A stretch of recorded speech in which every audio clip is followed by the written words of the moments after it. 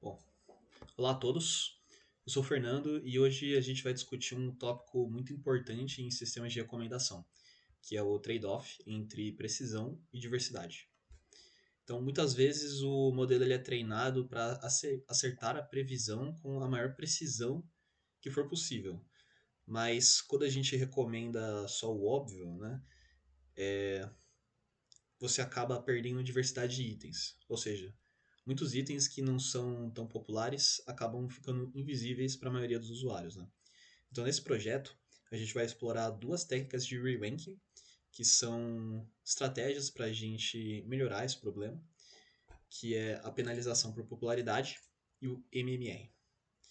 Então, na nossa agenda, primeiro a gente vai falar um pouco sobre o problema dos vieses algoritmos, definir como a gente pode medir a precisão versus a diversidade, estabelecer um modelo básico, que vai ser o SVD, e aí no final a gente vai aplicar as técnicas de reordenação, né, de re-ranking, para mitigar esses problemas e depois a gente analisa os resultados.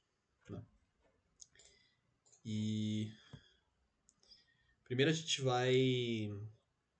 precisa esclarecer uma coisa, né? Os algoritmos eles não são neutros, né? Eles têm vieses porque eles aprendem com os dados históricos e se esses dados têm vieses, o modelo amplifica esses vieses. E o nosso objetivo aqui é mitigar o viés de popularidade. Esse viés funciona assim, né? Os itens que são famosos, que têm muitas avaliações dentro do dataset, os modelos aprendem que recomendar esses itens que são mais populares é mais seguro, de forma a minimizar o erro da previsão. E aí isso cria um ciclo vicioso. O item que é mais popular, ele fica mais popular ainda, e o item que é de nicho, que não tem muita informação sobre, que não tem muitas avaliações, fica invisível para a maioria dos usuários. E aí isso é o que a gente chama de filtro bolha, né? O bolha de filtro. O usuário ele fica isolado dentro de um grupo específico, consumindo apenas o que confirma os seus gostos atuais e apenas o que é popular dentro do contexto dele. Socialmente, isso cria câmeras de eco, né? E comercialmente é ruim porque mata o long tail, que seriam produtos de nicho que poderiam causar muito interesse nos usuários, mas que o algoritmo ignora.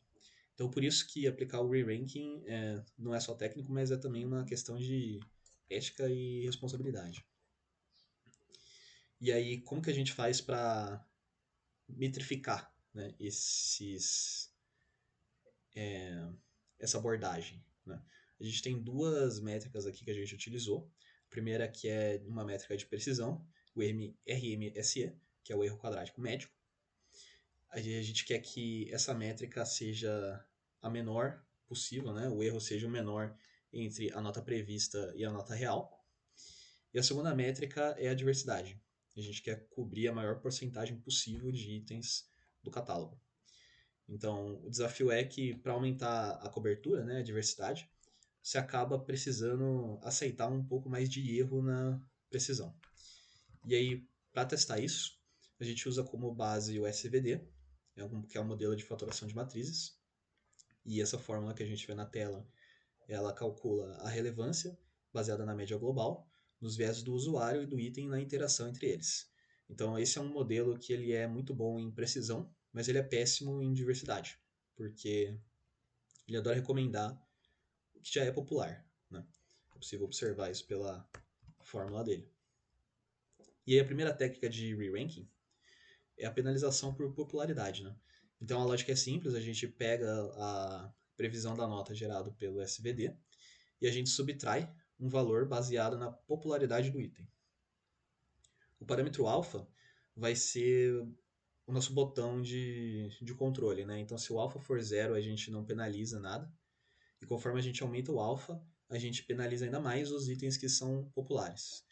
Então, dando mais chance para os itens de nicho subirem no ranking. Né? E aí, observando esse gráfico, a linha vermelha é o erro, a linha azul é a diversidade. A gente pode observar, conforme a gente aumenta a diversidade, o erro também aumenta. Né? Porque esse eixo aqui ele está invertido. Né? O que a gente quer é maximizar a linha vermelha, né, que seria um erro muito baixo, e ao mesmo tempo maximizar a diversidade, que seria uma maior cobertura de itens. Só que a gente pode observar aqui que eles têm uma relação inversamente proporcional, né? Ou seja, quanto maior aumenta a cobertura de itens, maior é a diversidade, mais erro vai ter dentro do modelo, né? Essa técnica ela é muito boa para ganhar diversidade sem acabar com a precisão, porque a precisão aqui ela tem uma leve perda, né, de 0,906 mais ou menos para 0,913. A segunda técnica que a gente vai usar, né, é o MMR, que é o Maximal Marginal Relevance. Aqui o foco é evitar redundância, né? Então, por exemplo, redundância seria quando o sistema recomenda Homem de Ferro 1, 2, 3 em sequência. O MMR tenta evitar esse tipo de situação.